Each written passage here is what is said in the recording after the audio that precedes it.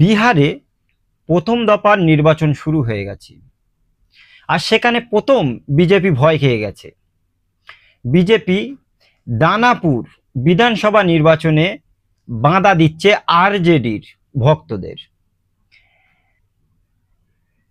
দানাপুর বিধানসভাতে যাবার জন্য যে নাসিরগঞ্জ ফেরিঘাট রয়েছে, সেই ফেরিঘাটে নৌকা চলাচল বন্ধ করে দিয়েছে।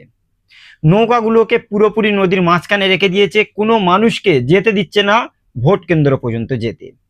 আরজেডির যে সমস্ত ভক্তরা রয়েছে, বিহারে দীর্ঘদিন ধরে বিজেপির অত্যাচার, 20 বছর ধরে পল্টুরাম নীতিশ কুমার ক্ষমতায় থাকার পরেও তাদের যেভাবে বঞ্চিত করেছে, তাই আজ গঠবন্ধন সরকারের দিকে বিহারের মানুষ ভোটে আগ্রহ প্রকাশ করেছে।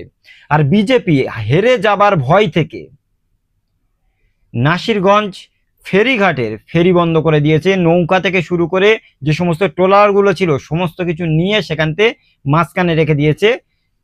এই দিকের যে সমস্ত ভোটাররা রয়েছে তাদেরকে নদী পারে উল্টো সাইডে ভোট দিতে যেতে দিচ্ছে না। তাহলে দেখুন, দীর্ঘদিন ধরে ক্ষমতায় থাকা বিজেপি পুলিশ প্রশাসনকে কাজে লাগিয়ে যেভাবে মানুষদের ভোট আর অধিকার কেড়ে নিতে চাইছে, এটা কিন্তু খুব খারাপ একটা জিনিস। চলুন ভিডিওটা প্রথমে আপনারা দেখুন। देखिए किस तरह से वोटरों को जो है दानापुर में रोका जा रहा है। लगातार वोट देने से पूरा छावनी में तब्दील कर दिया, सारी नाव बंद कर दी गई हैं। इधर पूरा देखिए, पूरा ये वोटर जिनका घर उस तरफ है नदी के, उनको वोट डालने नहीं जाया। ये नसीरगंज की बात, नसीरगंज घाट का ये मामला है।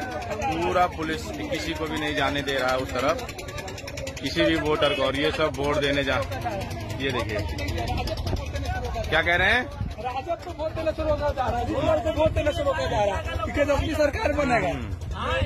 आरजेडी को वोट देना शुरू होगा जा रहा है, आरजेडी को वोट देना शुरू होगा जा रहा है। देखते हैं किस तरह से, देखिए किस तरह से, देखिए किस ये दानापुर विधानसभा और किस तरह से प्रशासन का तांडव किया जा रहा है, वोटरों को रोका जा रहा है। कराया जा रहा है, एसडीओ को फोन कर करके बार बार उनको बोला जा रहा है कि रोकिए रोकिए, क्यों रोकिए, आप वोट देने का अधिकार से वंचित कर रहे हैं लोग को। ये दानापुर जनता बर्दाश्त नहीं करेगी। जिसका जो अधिकार है, ई लोकतंत्र में सबका अधिकार है वोट देने का। गलत हो रहा है, और यही जो शहर में रहते हैं, जो काम करते हैं, अभी किसी पेशेंट का तबियत किसी आदमी खराब हो जाए तो कैसे कीजिएगा। एक महिला का प्रसव हो गया यहीं पे, एक महिला का प्रसव हो गया, ये रोकने क्या तकतुक है। ये लोकतंत्र का अमल किया जा रहा है बीजेपी द्वारा, जो नहीं होना चाहिए।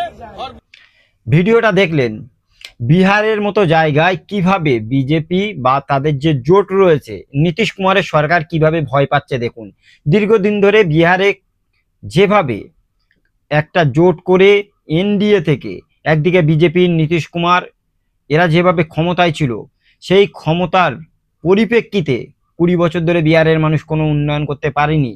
সেই জন্য তারা নতুন করে আরজেডি, কংগ্রেস বা অন্য অন্য রাজনৈতিক দলের যে গঠবন্ধন রয়েছে সেই গঠবন্ধনের দিকে ঝুঁকেছে।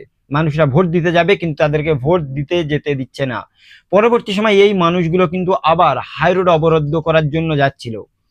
তাহলে বলুন, বিহারের মতো জায়গা আজকের কিভাবে বিজেপি ভয় পাচ্ছে? সত্যি কি এর ফল দেখা যাবে? এবার বিহার নির্বাচনের 14 তারিখে যে ভোটের ফলাফল ঘোষণা হবে, সেই জায়গা থেকে কি পুরোপুরিভাবে বিজেপি এবং নীতিশ কুমারের সরকার উড়ে যাবে? কি মনে করেন অবশ্যই আপনারা কমেন্টে জানাবেন। আজকের এই ভিডিওটি এই পর্যন্ত, দেখা হবে অন্য কোনো দিন অন্য কোনো টপিকে। সকলে ভালো থাকুন, সুস্থ থাকুন, থ্যাংক ইউ।